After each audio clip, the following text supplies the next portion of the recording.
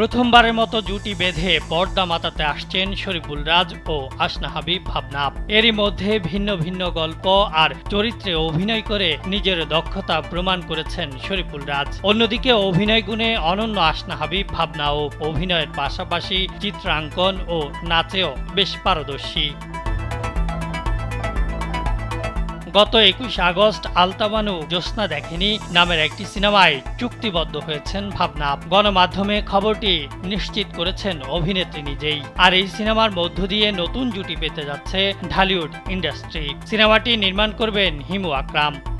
Sandalina so, রূপচর্চায় আভিজাত্য। বিষয়টি নিয়ে ভাবনা বলেন, 2 মাস ধরে সিনেমাটিতে কাজের ব্যাপারে নির্মাতার সঙ্গে কথাবার্তা চলছিল আমার। সিনেমার গল্প ও চরিত্র দুটি ভালো লেগেছে। তাছাড়া এই সিনেমায় প্রথমবারের মতো রাজ ও ভারতের স্বস্তিকা মুখার্জির সঙ্গে কাজ হবে। দুজনেই ভীষণ পছন্দের অভিনয় শিল্পী। এজন্যই আলতাবানু জ্যোৎস্না দেখেনি সিনেমায় কাজ করার জন্য চূড়ান্তভাবে সিদ্ধান্ত নেই। এরপর চুক্তিবদ্ধ হয়েছি।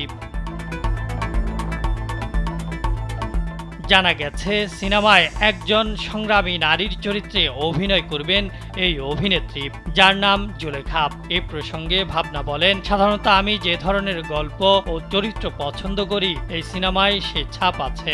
আমি সবসময় পূর্বের করা গল্প চরিত্র থেকে নতুন সিনেমার বেলায় ভিন্নতা খুঁজি। আলতাবানু জ্যোৎস্না দেখেনি সিনেমায় তা পেয়েছি। তবে সিনেমার গল্প ও চরিত্র সম্পর্কে বিস্তারিত জানাতে নারাজ তিনি। নির্মাতার নিষেধাজ্ঞা আছে জানিয়ে অভিনেত্রী বলেন, সিনেমার গল্প ও আমার চরিত্র সম্পর্কে বিস্তারিত বলতে নিষেধ আছে পরিচালকের। এতটুকুই বলি, একটি সংগ্রামী চরিত্র জুলেখা, আর এ ধরনের চরিত্র আমার পছন্দ। অভিনয়টা করা বা দেখানোর সুযোগ থাকে এ ধরনের চরিত্রে। রাজের প্রশংসা করে ভাবনা বলেন, তার হাওয়া সিনেমাটি দেখেছি।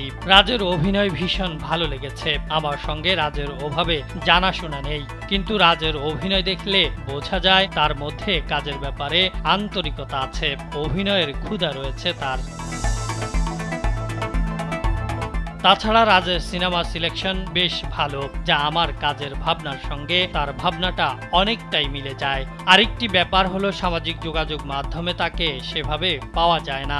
রাজের এই আচরণটাও আমার ভালো লাগে। বিনোদন ডেস্ক, কালবেলা।